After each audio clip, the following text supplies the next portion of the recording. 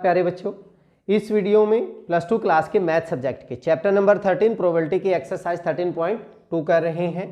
Question number 9, if A and B are two events such that probability of A is equal to 1/4, probability of B is equal to 1/2 and probability of A intersection B is equal to 1/8, find probability of not A and not B. Solution देखें। Probability of A हमें क्या है 1/4, probability of B हमारे पास क्या है 1/2, probability of A intersection B हमारे पास कितना है 1/8। Probability of not A and intersection not B, ये हमें फाइंड आउट करना है। इसको हम कैसे लिख सकते हैं? Probability of De Morgan's law से A union B not that is equal to 1 minus probability of A union B. It means हमें probability of A union B निकालनी है। So probability of A union B हमारे पास होगी probability of A plus probability of B minus probability of A intersection B, that is 1/4 plus 1/2 minus 1/8, LCM 8 हो गया, 2 plus 4 minus 1 6 minus 1 5/8 हमारा A union B आ गया। So probability of A not and B not is equal to 1 minus probability of A union B 5/8, that is 8 minus 5 3/8 is your answer. तो बहुत ही आसान सा था। चलिए नेक्स्ट क्वेश्चन करते हैं। Question number 10, events A and B are two events such that probability of A 1/2, probability of B 7/12 and probability of note A or note B is 1/4. State whether A and B are independent. Solution देखें। हमारे पास probability of A कितना given है 1/2 है, probability of B given है 7/12 and probability of, ध्यान दीजिए, note A means A और का मतलब क्या होगा union not B, that is equal to 1/4। So probability of A not union B not can be written as by de Morgan's law A intersection B का complement, ठीक है, not हो जाएगा, and that is equal to 1 minus probability of A intersection B, 1 minus probability of A intersection B, और ये value किसके equal है 1/4 के। So 1 minus probability of A intersection B is equal to 1/4, यही वैल्यू है हमारे पास। सो ये वैल्यू हो जाएगी probability of A intersection B, that is equal to 1 minus 1/4, that is 3/4। Independent के लिए probability of A into probability of B is equal to this आना चाहिए। तो चेक करते हैं। नाउ प्रोबेबिलिटी ऑफ ए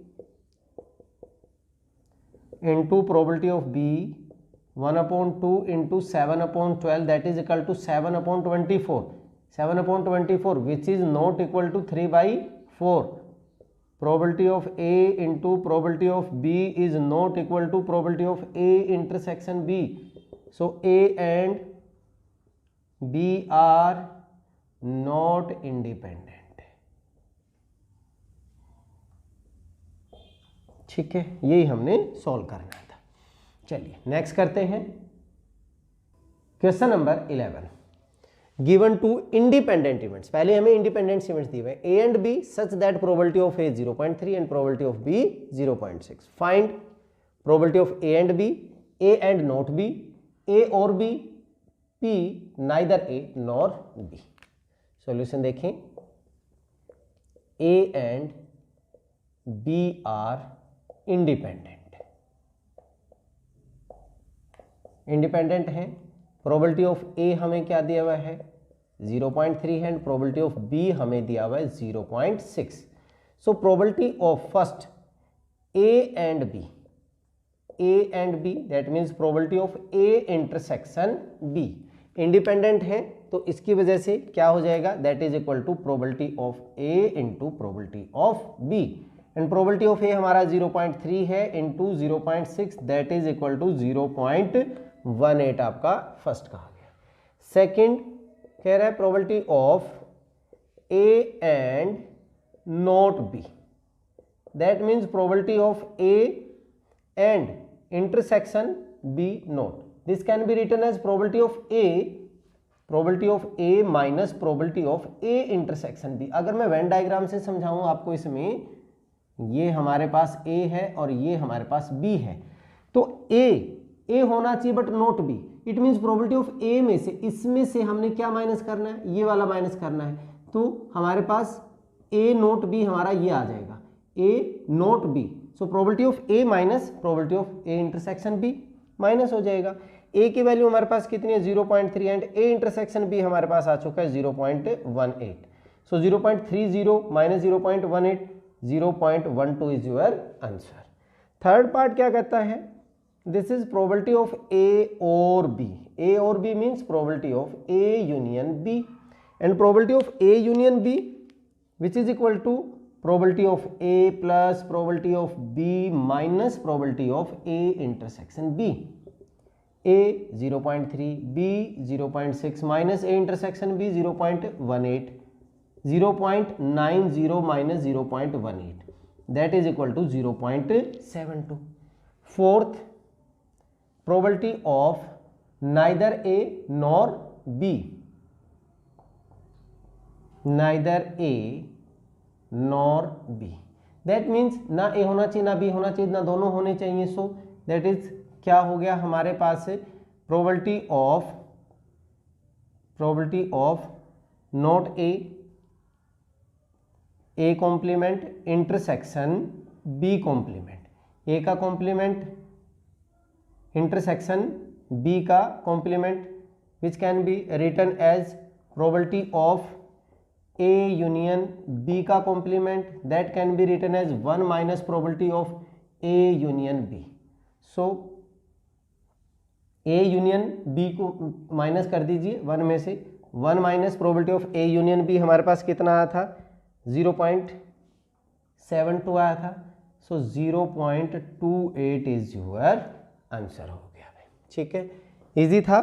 चलिए नेक्स्ट करते हैं. Question number 12. A die is tossed thrice. Find the probability of getting an odd number at least once. या तो हम इसको सैंपल स्पेस, पूरे सैंपल स्पेस में से निकाल के फिर उसमें जो ओड नंबर्स वाले हैं एटलीस्ट वाले उस हिसाब से कर सकते हैं, या फिर हमारे पास एक और मेथड है. सॉल्यूशन देखें, अगर हम एक डाई को 1 टाइम्स फेंकते हैं, probability of getting odd in single throw,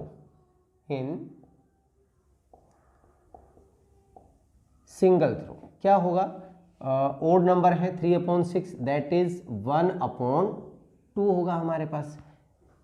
एक डाई को हम सिंगल टाइम फेंक रहे हैं तो उसका odd आने का 1/2. अब probability of getting even in single throw कितना बन जाएगा, दिस इज आल्सो 1/2 हो जाएगा. बट यहाँ पे 3 टाइम्स कर रहे हैं हम, थ्राइस कर रहे हैं, तो थ्राइस में इवन, अगर हमें एटलीस्ट ओड वंस, एक में भी अगर ओड आ जाता है वो हमने लेना है. हमने सिर्फ जो इवन वाले हैं वो माइनस कर दें, इसमें से इवन वाले प्रोबेबिलिटी माइनस कर दें 1 में से, तो हमारे पास आंसर आ जाएगा.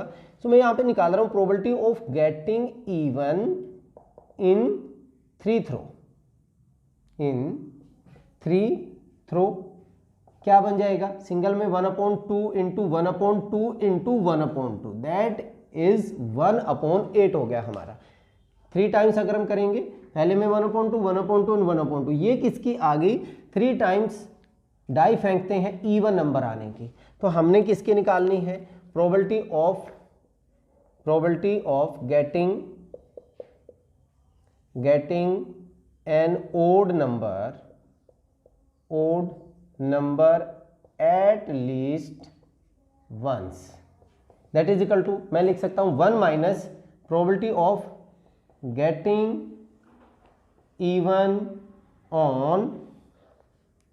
इवन या getting not odd in any throw. और अगर ओड नहीं है तो वो हमारे पास क्या आएगा, इवन ही आएगा. So 1 minus probability of getting even in 3 throw, getting even in all through, and that is equal to 1 minus 1 upon 8, 7 upon 8 आपका आंसर आ गया। ठीक है, बहुत ही आसान है। चलिए नेक्स्ट करते हैं। Question number 13, 2 balls are drawn at random with replacement, अब की बात विद रिप्लेसमेंट है, from a box containing 10 black and 8 red balls. Find the probability that both balls are red. First ball is black and second is red, and one of them is black and other is red. Solution देखें, हमारे पास black balls कितनी हैं? These are 10 and red balls. This is 8। Total की अगर हम बात करें, ये हमारे पास हो जाएंगी 18। तो फर्स्ट पार्ट में इन्होंने बोला both balls, find the probability of both are red, पहले भी रेड और दूसरे पे भी red, probability of R R. तो फर्स्ट में रेड की अगर हम बात करेंगे तो रेड क्या हो जाएगा 8/18, बट विद रिप्लेस उतने ही रहेंगे। दूसरे में भी हमारे पास प्रोबेबिलिटी 8/18 ही रहेगी। रेड की कर रहे हैं हम 8/18, 8/18। दैट मीन्स अगर मैं इसको डिवाइड करूं 4/9, this is 4/9 which is equal to 16/81 is your answer. Second में कहता है first ball is black and second is red. तो यहां पे प्रोबेबिलिटी किसकी बतानी है हमने? पहली ब्लैक की है और सेकंड इज रेड। ठीक है, ब्लैक की जो प्रोबेबिलिटी होगी 10/18 इंटू रेड, रिप्लेस हो गया उतने ही है, रेड हमारे 8 है, 8/18। सो 5/9 and 4/9, that means 20/81। Third part में कहता है one of them is black and other is red.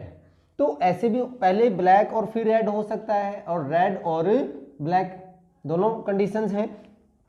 So probability one of them is black and other is red, other is red में हमारे पास क्या बनेगी? Probability of B R plus probability of R B. So probability of B R जो हमारा है वो 20/80, और we can write 10/18 into 8/18। Same यहां पे बनेगा। सो पहले हमारे पास रेड आ गया 8/18 प्लस का इंटू हमारा 10/18। इसको सोल्व किया था हमने, कितना आया था 20/81। इसको भी सम सोल्व करेंगे तो 20/81, तो कितना बन जाएगा 40/81 इज आवर आंसर। ठीक है, चलिए इस वीडियो में इतना ही। नेक्स्ट वीडियो में अगले क्वेश्चन के साथ मिलेंगे, तब तक के लिए जय हिंद, जय भारत।